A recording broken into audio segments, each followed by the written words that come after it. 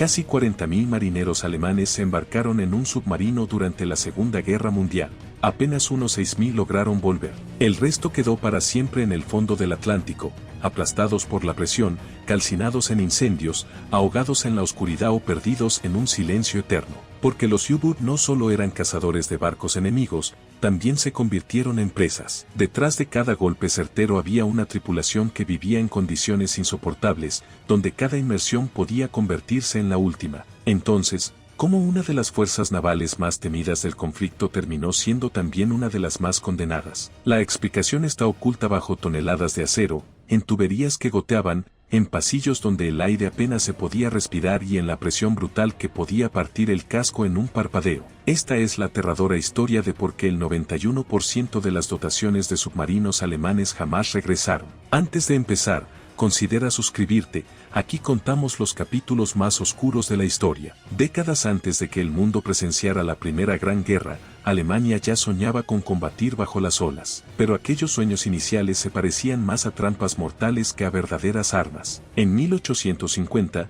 un ingeniero visionario llamado Wilhelm Bauer diseñó lo que creía que sería el futuro de la guerra en el mar, un submarino rudimentario más basado en la imaginación que en cálculos viables. Durante su primer ensayo, la máquina se hundió de inmediato. Bauer y sus hombres sobrevivieron de milagro, pero la idea quedó flotando en el aire, esperando que el tiempo y la tecnología se pusieran a su altura. Pasaron varias décadas hasta que el concepto resurgió con fuerza. A comienzos del siglo XX, Alemania se lanzó a construir una auténtica flota submarina, no para experimentar ni para explorar, sino para imponerse. El objetivo era claro: no podían enfrentarse de igual a la poderosa Royal Navy sobre la superficie, eso sería un suicidio. Pero si Gran Bretaña dominaba el mar abierto, Alemania podía intentar ganar la guerra en las profundidades. Y el U-Boot se transformó en su arma ideal. Cuando estalló la Primera Guerra Mundial, Alemania ya disponía de 28 submarinos listos para entrar en acción. No eran aún las máquinas sigilosas que hoy imaginamos, sino aparatos ruidosos, lentos y poco estables. Pasaban más tiempo navegando en la superficie que sumergidos, y solo descendían para atacar o escapar de la vista. Funcionaban con motores diésel que cargaban enormes baterías, y una vez bajo el agua, estas alimentaban motores eléctricos débiles y de corta duración. Tenían, en consecuencia, un margen muy limitado para actuar sin ser detectados. Aún así, el impacto fue inmediato. En septiembre de 1914, el submarino U-9 atacó a 3 cruceros británicos en menos de una hora, hundiéndolos a todos y acabando con la vida de más de 1.400 marinos. Aquel ataque sorpresa sacudió al mundo entero. De pronto, la guerra naval ya no seguía el mismo manual.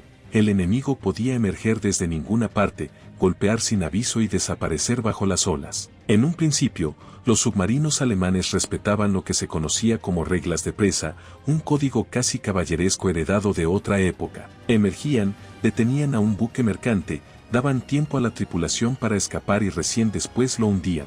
Pero ese gesto de cortesía no duró demasiado. Los británicos comenzaron a armar a sus barcos comerciales y a camuflarlos como trampas, los famosos Q-ships. A ojos de un capitán alemán, parecían blancos fáciles, hasta que de repente abrían fuego con artillería oculta. Aquella traición borró cualquier rastro de nobleza. Desde entonces, Alemania abandonó toda pretensión de juego limpio. Barcos mercantes, buques hospital, embarcaciones civiles, nada volvió a estar fuera de la mira. Nacía la llamada guerra submarina sin restricciones, y fue despiadada. El balance fue devastador, más de 5.000 barcos hundidos durante la Primera Guerra Mundial. Sin embargo, al terminar el conflicto, la flota quedó desmantelada, al menos en apariencia. El Tratado de Versalles de 1919 prohibió expresamente a Alemania poseer submarinos. Los aliados creyeron que, al borrar el arma de los tratados, también la borraban de la estrategia. Pero la memoria de un arma nunca se borra tan fácilmente. En secreto,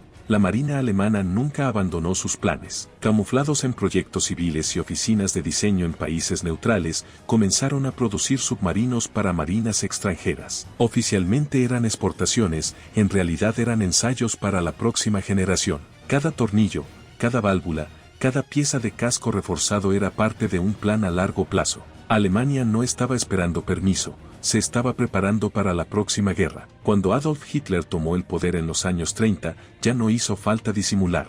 El nuevo régimen rompió abiertamente con el Tratado de Versalles y comenzó un rearme masivo. Tanques, aviones y, por supuesto, submarinos. En 1935, la farsa había terminado. Alemania había reconstruido desde cero su flota submarina, pero esta vez no solo buscaban hundir barcos, buscaban transformar por completo la estrategia naval. Fue entonces cuando apareció en escena el almirante Carl Dönitz. Él no quería submarinos solitarios persiguiendo blancos aislados. Imaginaba algo mucho más siniestro, manadas enteras de U-boats coordinando ataques, rodeando convoys como lobos hambrientos cerrando el círculo sobre su presa. Y esa táctica, conocida como la manada de lobos, pronto convertiría al Atlántico en un campo de caza. Alemania ya no estaba construyendo solo barcos, estaba forjando un arma de destrucción económica a escala mundial. La guerra submarina alemana no tardó en mostrar sus dientes. Al comienzo de la Segunda Guerra Mundial, los convoys aliados eran desorganizados, lentos y mal defendidos. Para los U-boats era como cazar en un rebaño disperso. Bastaba localizar un grupo de mercantes y avisar por radio.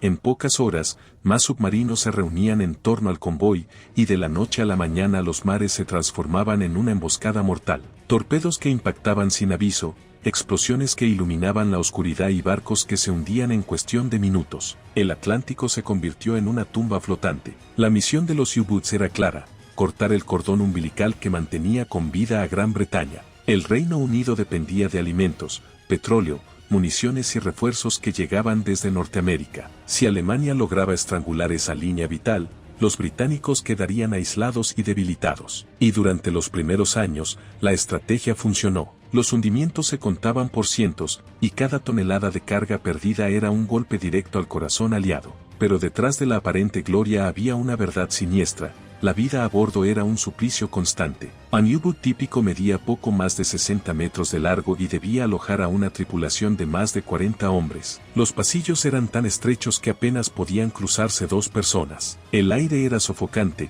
cargado de humo, diésel y sudor. El agua dulce era tan escasa que se reservaba casi exclusivamente para cocinar, no para lavarse. Durante semanas enteras, los hombres vivían con la piel cubierta de grasa y el uniforme impregnado de un olor insoportable. Dormían por turnos, compartiendo literas calientes que nunca llegaban a enfriarse. Y todo esto mientras sabían que una sola carga de profundidad podía convertir aquel cilindro metálico en una tumba de acero. El precio psicológico era igual de brutal. Cada inmersión profunda llevaba al límite la resistencia del casco, que crujía como si fuera a partirse. Cada silbido de aire podía ser una fuga mortal. Cada eco de sonar enemigo era un recordatorio de que quizás no volverían a ver la superficie. A diferencia de otros soldados, los marinos de los U-boats no podían escapar ni rendirse fácilmente. Estaban atrapados en una cápsula bajo el mar, con el enemigo lanzando explosivos sobre sus cabezas. Los británicos no tardaron en reaccionar. Desarrollaron nuevas tácticas y tecnologías para contrarrestar la amenaza. Los convoys comenzaron a ser escoltados por destructores y corbetas armadas con cargas de profundidad. Aviones de patrulla vigilaban el mar desde arriba, obligando a los submarinos a sumergirse y perder velocidad. Y lo más devastador, la inteligencia. Con la captura de la máquina Enigma y la decodificación de sus mensajes, los aliados pudieron anticipar los movimientos de las manadas de lobos. Lo que antes era caza libre comenzó a transformarse en una persecución a la inversa. La balanza empezó a inclinarse en 1943. Ese año, Alemania perdió más de 200 submarinos en apenas unos meses. Cada misión se volvió casi suicida. Aún así, la orden desde Berlín era clara: seguir atacando sin descanso. Los marineros alemanes sabían que sus posibilidades de regresar eran mínimas, pero embarcaban igual. No por patriotismo ciego necesariamente, sino porque desertar era imposible y porque, en muchos casos, el honor y la disciplina pesaban más que el instinto de sobrevivir. El propio almirante Dönitz, que había concebido la estrategia de las manadas de lobos, terminó enfrentando una paradoja cruel. Sabía que sus hombres estaban siendo enviados a una muerte casi segura, pero también entendía que sin ellos la guerra estaba perdida. Era un sacrificio calculado, una apuesta desesperada contra un enemigo que ya había aprendido a defenderse. Para finales de la guerra, el resultado fue desolador. De los casi 40.000 marineros que sirvieron en los U-boats, más de 30.000 no regresaron jamás. Una tasa de mortalidad del 75%, una de las más altas de cualquier rama militar en la historia moderna. Y si se cuentan solo los últimos años de la contienda, esa cifra se acerca aún más al exterminio total. El 91% de las tripulaciones no volvió a casa. Las imágenes de aquellos hombres al regresar lo dicen todo. Rostros consumidos, ojos hundidos, piel marcada por el cansancio y la falta de sol. Eran jóvenes que habían envejecido décadas en cuestión de meses. Algunos sobrevivientes describían los recuerdos como una pesadilla interminable, el hedor a combustible, el sonido metálico del casco crujiendo, la sensación de que el océano entero intentaba aplastarlos. Muchos nunca lograron volver a llevar una vida normal. Hoy, los submarinos alemanes de la Segunda Guerra Mundial son recordados tanto por su efectividad inicial como por la tragedia que representaron para quienes los tripularon. Sí, hundieron miles de barcos y pusieron en jaque al Reino Unido, pero el costo humano fue tan alto que la gloria quedó teñida de desesperación.